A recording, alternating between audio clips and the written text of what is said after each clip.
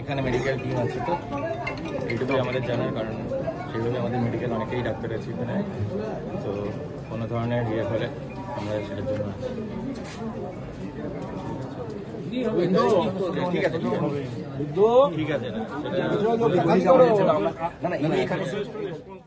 এলাকার বিধায়ক ববি হাকিম, তো উনি নিশ্চয়ই এখানে ওনাকেও জবাব দিতে হবে যে এখানে ইলিগাল কনস্ট্রাকশন সাধারণ মানুষ বলছে, স্থানীয় বাসিন্দারা বলছে, তো স্থানীয় বাসিন্দা নিশ্চয়ই মিথ্যে কথা বলবেন না। এবং এখানে কিন্তু একটা সঠিক পরিসংখ্যানও আসতে হবে, কারণ পশ্চিমবঙ্গে বিশেষ করে কলকাতায় আমরা দেখেছি, সে গার্ডেন রিচ এলাকা বলুন বা তপসি হাতিল জলাই, কিছু কিছু জায়গাতে এত ইলিগাল, এত অবৈধ কনস্ট্রাকশন, কোনো রুলস রেগুলেশনস কিচ্ছু মানে না। কলকাতা পুলিশ কর্পোরেশন কেন কিছু বলছে না? এইভাবে আর কত মানুষকে প্রাণ হারাতে হবে বা আহত হতে হবে, কত মানুষকে আজকে সংখ্যায় দিন কাটাতে হচ্ছে। এখনও অনেক মানুষ ভেতরে নিচে এই বিল্ডিংয়ের নিচে ফেসে আছে।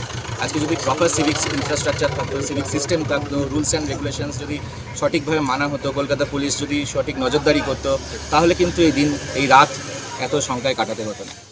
না, এটা লিগাল বাড়ি না, ইললিগাল বাড়ি হচ্ছিল, এবং সেই অনুযায়ী আইন অনুযায়ী যা যা ব্যবস্থা নেওয়া সেটা আমরা নেব। এখানে অনেকগুলো বাড়ি সবই নাকি ইললিগাল ভাবে তৈরি হচ্ছে, এলাকার মানুষজন আমল থেকে এখন খুব একটা হয় না, কিন্তু বামফ্রন্ট আমল থেকে এটা এখানকার বা আরও কিছু অঞ্চল আছে যেখানে এটা একটা রীতি হয়ে দাঁড়িয়েছে। এখন আমরা ঠিকা টেন্ডেন্সিকে অনেকটা হালকা করেছি।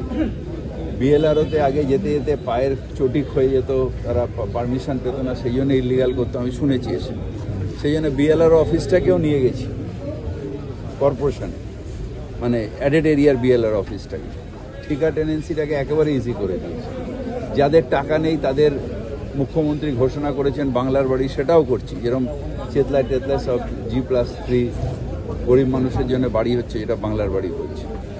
আমরা সব রকম চেষ্টা করি। তারপরে যদি কোন গলিতে কে ইলিগাল করছে এটা আমাদের পক্ষে জানাটা খুব মুশকিল। এইটা কি পুরসভা কি দায় দিয়ে যেতে পারে? এইভাবে ইলিগাল বাড়ি তৈরি হচ্ছে একটার পর একটা, সেগুলো ভেঙে পড়ছে। একটার পর একটা বাড়ি না, এটা একটা হয়েছে নিশ্চিতভাবে। পৌরসভায় যেটা আমরা অফিসিয়ালি অ্যাকশন নেব, এবং আইন অনুযায়ী যা যা ব্যবস্থা করা সেগুলো আমরা করব। কাউন্সিলরের নজরে আনা থাকাও তো না না না, কাউন্সিলর কোন বাড়িটা প্ল্যানে হচ্ছে কোন বাড়িটা আনপ্ল্যান হচ্ছে এটা কাউন্সিলরের দেখার কাজ না, এটা আধিকারিকদের দেখার কাজ।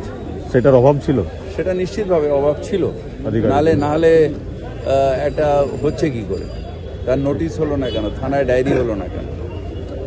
সুতরাং এটা আমরা দেখব, কিন্তু এখন আমাদের হচ্ছে যে মানুষকে যতটা সম্ভব যারা রয়েছে তাদের বাঁচানো এবং তাদের উদ্ধার করা এবং তাদের সুস্থতা করে সুস্থ করে দেওয়া।